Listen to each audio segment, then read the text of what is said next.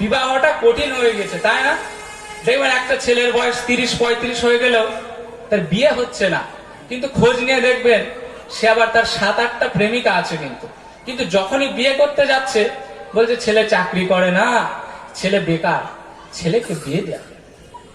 মুসলমান ঘরের ছেলেরা, তরুণেরা, ও নওজওয়ান যুবকেরা, আল্লাহ নবী কয়েকজন যুবক সাহাবীদেরকে ডেকে ডেকে বললেন, ও আমার সাহাবীরা শোনো শোনো, ইয়া মুআশশারাশ শাবাব মান ইসতাতাআ মিনকুমুল বাত ফালইয়াতাযাওয়াজ فإن له أغض للبصر وأحسن للفروج فإن لم يستطع فعليه الصوم فإن له وجاء।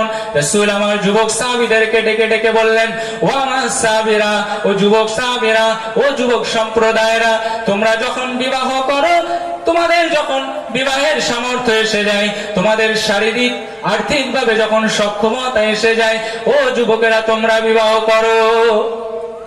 আর আজ আমরা সমাজের দিকে চাইলে ছেলের বয়স 35 হয়ে যায়, 38 হয়ে যায়, বিবাহের নামে খোঁজ নেই, জিনা ব্যভিচারে ভরে যাচ্ছে, পরকীয়ায় লিপ্ত হয়ে যাচ্ছে।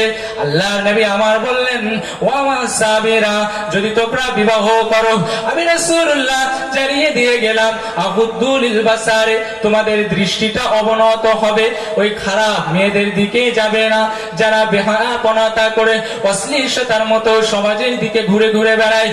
ও যুবকেরা, তোমরা যদি বিবাহ করো তাহলে তোমাদের দৃষ্টিটা অবনত হবে। ওয়া আসালু লিল ফুরুজে, আল্লাহ নবীর বেনিফিট হিসাবে, এর উপকারিতা হিসাবে বলে গেলেন, তোমাদের দৃষ্টি অবনত হবে এবং তোমাদের যৌনাঙ্গের হেফাজত হবে। তোমাদের দৃষ্টি অবনত হবে এবং যৌনাঙ্গের হেফাজত হবে বিবাহ করলে।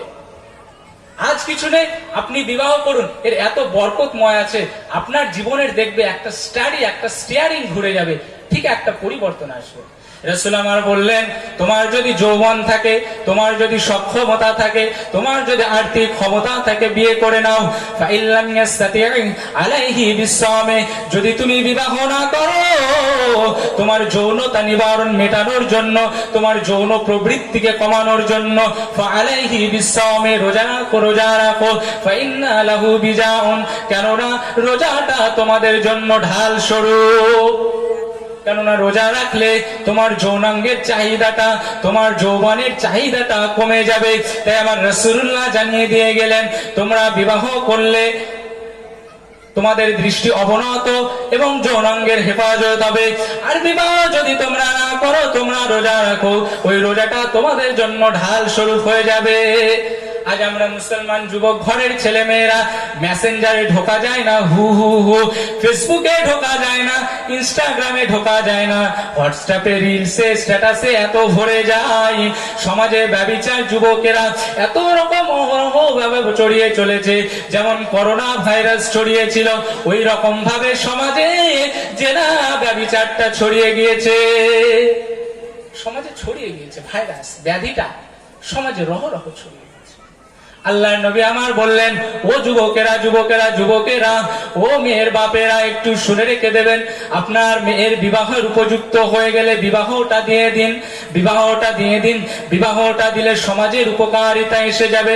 আল্লাহর নবী আবার হাদিসের মধ্যে জানিয়ে দিলেন, ওয়ানা আবি হুরায়রা রাদিয়াল্লাহু তাআলা আনহু ক্বালা ক্বালা রাসূলুল্লাহ সাল্লাল্লাহু আলাইহি ওয়াসাল্লাম, তুনকাহুন নিসাউ লিআরবাইন, ولمالها ولحسابها ولجمالها ولدينها فاظفر بذات الدين تريبت يداك।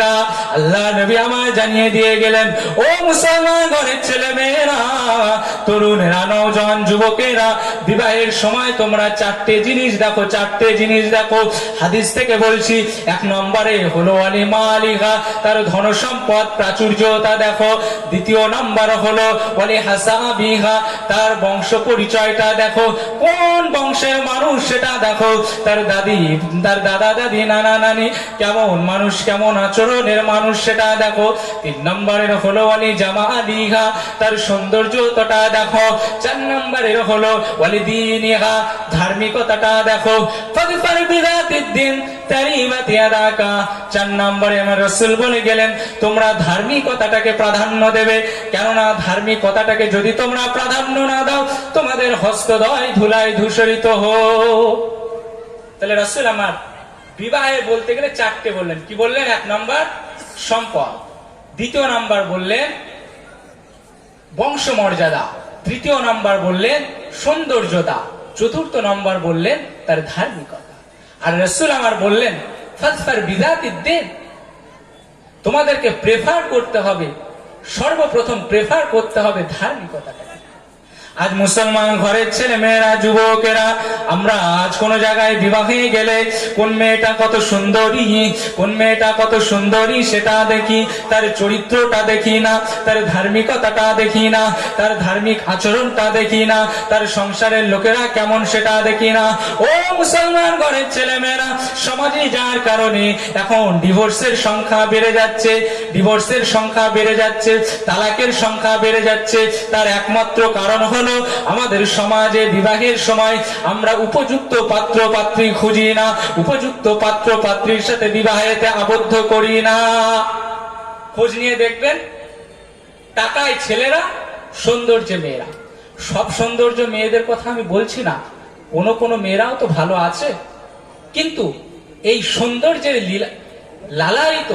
লালাসিত সৌন্দর্যের প্ররোচনায় পড়ে নিজেদের জীবনটাকে প্রলম্বিত করবেন না, প্রলোভিত করবেন না, তাহলে কিন্তু জীবন বরবাদ। যে আর মুসলমান ঘরের ছেলে মেয়েরা আজ আমরা বিবাহ করতে গেলে সেগুলো আমরা দেখি না।